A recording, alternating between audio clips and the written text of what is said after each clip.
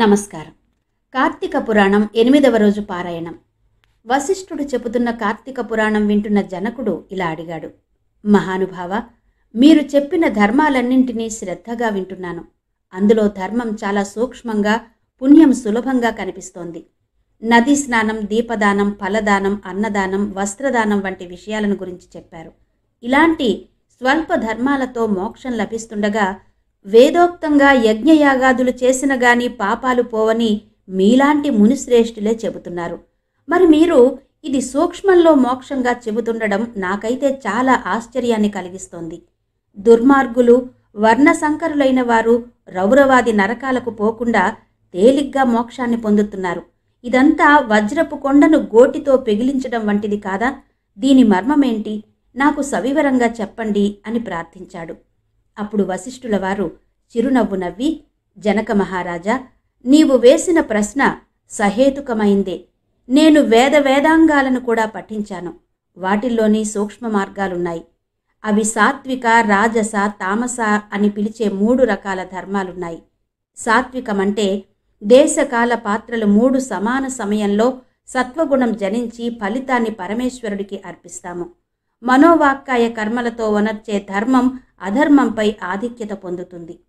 ఉదాహరణకు, తామ్రపర్ణ నది సముద్రంలో కలిసిన తావులో స్వాతి కార్తెలో ముత్యపు చిప్పలో వర్షపు బిందువు పడి ధగధగ మెరిసి ముత్యమయ్యే విధంగా సాత్వికత వహించి సాత్విక ధర్మం ఆచరిస్తూ గంగా, యమున, గోదావరి, కృష్ణానదుల పుష్కరాలు మొదలగు పుణ్యకాలాల్లో దేవాలయాల్లో వేదాలను పఠించి సదాచారుడై కుటుంబీకుడైన బ్రాహ్మణుడికి ఎంత స్వల్ప దానం చేసినా, లేక ఆ నదీ తీరంలో ఉన్న దేవాలయంలో జపతపాదులను చేయుట విశేష ఫలితాలనిస్తుంది.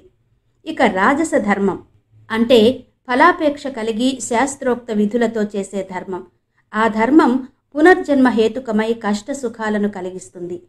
తామస ధర్మం అనగా శాస్త్రోక్త విధులను విడిచి దేశకాల పాత్రలు సమకూడని సమయంలో డాంబిక చరణార్థం చేసేది. ఆ ధర్మం ఫలాన్ని ఇవ్వదు.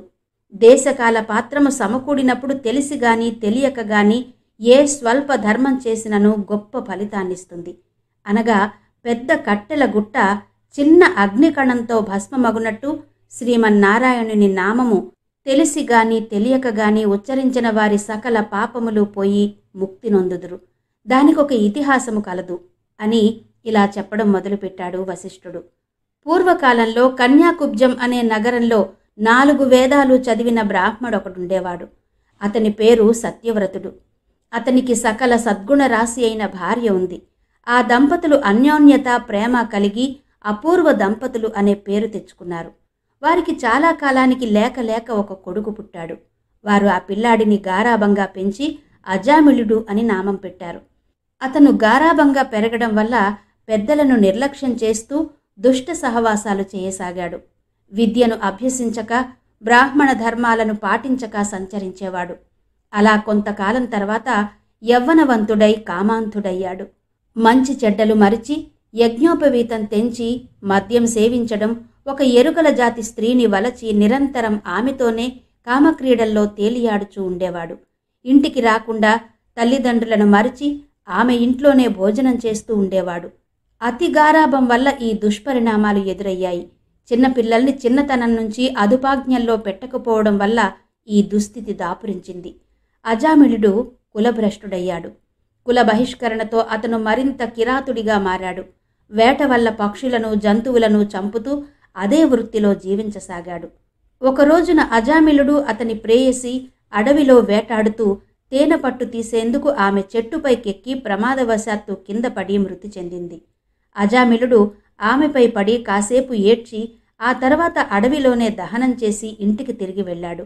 అప్పటికే ఆ ఎరుకల మహిళకు ఒక కుమార్తె ఉండడంతో అజామిళుడు ఆమెను పెంచసాగాడు. ఆమె కాస్త యుక్త వయసుకు వచ్చేసరికి అజామిళుడు కామంతో కళ్ళు మూసుకుపోయి ఆమెను చేపట్టాడు. ఆమెతో కామక్రీడల్లో తేలియాడుచుండేవాడు. వీరికి 2 కొడుకులు పుట్టారు. ఆ 2 పురిటిలోనే చనిపోయారు. ఆ తర్వాత ఆమె మరలా గర్భం దాల్చి ఓ కుమారుడిని కన్నది. వారిద్దరూ ఆ బాలుడికి నారాయణ అని పేరు పెట్టి పిలవసాగారు. ఒక్క క్షణమైనా ఆ బాలుడిని విడవకుండా ఎక్కడికి వెళ్ళినా తన వెంట తీసుకెళ్తూ నారాయణ అని ప్రేమతో సాకుచుండిరి. ఇలా కొంతకాలం గడిచాక అజామిలుడి శరీరం పటుత్వం కోల్పోయింది. రోగగ్రస్తుడయ్యాడు. మంచం పట్టి కాటికి కాలు చాచాడు. ఒకరోజు భయంకరాకారాలతో పాశాయుధాలతో యమభటులు ప్రత్యక్షమయ్యారు. వారిని చూసి అజామిలుడు భయపడి కుమారుడిపై ఉన్న వాత్సల్యంతో ప్రాణాలు విడువలేక నారాయణ నారాయణ అని పిలుస్తూ ప్రాణాలు విడిచాడు. అజామిలుడి నోట నారాయణ శబ్దం రాగానే యమభటులు గడగడా వణికారు. అదే వేళకు దివ్య మంగళకారులు, శంఖచక్ర గదాధారులు అయిన శ్రీ మహావిష్ణువు దూతలు విమానంలో అక్కడకు వచ్చి, ఓ యమభటులారా, వీడు మావాడు, మేం వైకుంఠానికి తీసుకువెళ్లడానికి వచ్చాము అని చెప్పి అజామిలుడిని విమానమెక్కించి తీసుకుపోయారు. యమదూతలు వారితో, అయ్యా, వీడు పరమ దుర్మార్గుడు, వీడు నరకానికి వెళ్లడమే తగినది అని చెప్పగా విష్ణుదూతలు అతను చనిపోవడానికి ముందు నారాయణ పదాన్ని ఉచ్చరించడాన్ని ఉటంకిస్తూ ఆ పాపాలన్నీ ఆ నామ జపంతో తొలగిపోయాయని, అతనిప్పుడు పునీతుడని చెప్పుకొచ్చారు. సంకీర్త నారాయణ శబ్దమాత్రం విముక్త దుఃఖ సుఖినోభవంతు అన్నట్టు అజామిలుడు విష్ణు సాన్నిధ్యాన్ని పొందాడని వశిష్ఠుడు జనక మహారాజుకు వివరించాడు. ఇంతటితో కార్తీక పురాణం 8వ రోజు పారాయణ సమాప్తం.